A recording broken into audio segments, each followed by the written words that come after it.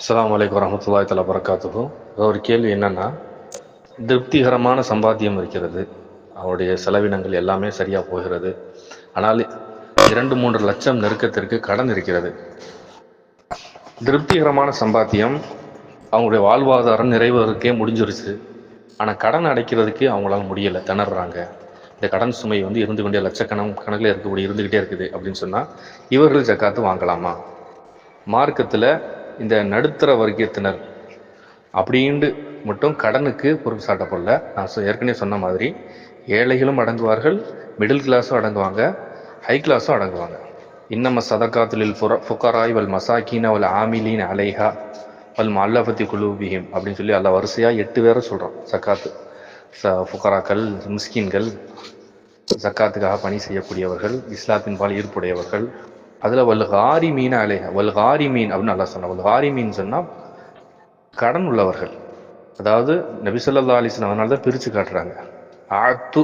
ஆத்து சாயில வைஞ்சா ஆலா ஃபரசின், குதிரையின் மீது உங்களிடம் ஒருத்தர் யாசகம் கேட்டாலும் கொடுங்க அப்படின்னாங்க.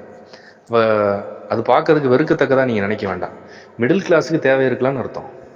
ஒருத்தர் பைக்கில் இறங்குறாரு, இறங்கிட்டு என்ன செய்கிறாரு, பள்ளிவாசலுக்கு வெளியேண்டு யாசகம் கேட்குறாரு, அல்லது பள்ளிவாசலில் துண்டு விரிச்சு நிற்கிறாங்க. நம்மளே பார்க்குறோமா இல்லையா, கண்ணியமான முறையில் எத்தனையோ நபர்கள் வர்றாங்க, காரில் இறங்குறாங்க, பள்ளிவாசலில் மதரசாக்கள் வசூல்கள் செய்கிறாங்க, நிஸ்வான் மதரசாக்களுக்கு கண்ணியமான முறையில் தான் வராங்க.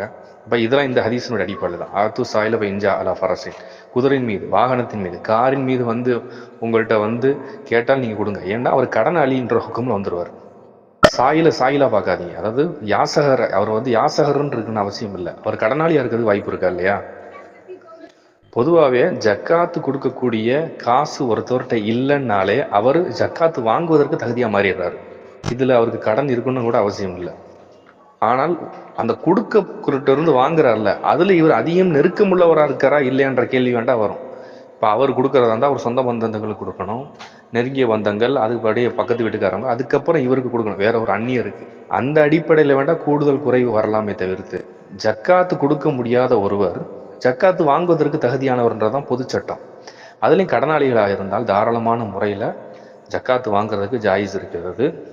மற்ற கௌரவமான விஷயங்களை அஃபாஃபத்துன்னு சொல்லக்கூடிய பத்தினித்தன்மை, யார்கிட்டையும் கையேந்தாமல் இருக்கக்கூடிய அந்த தன்மை மிகச்சிறந்தது. அல்லாஹ் ரசூல் ஆலம்.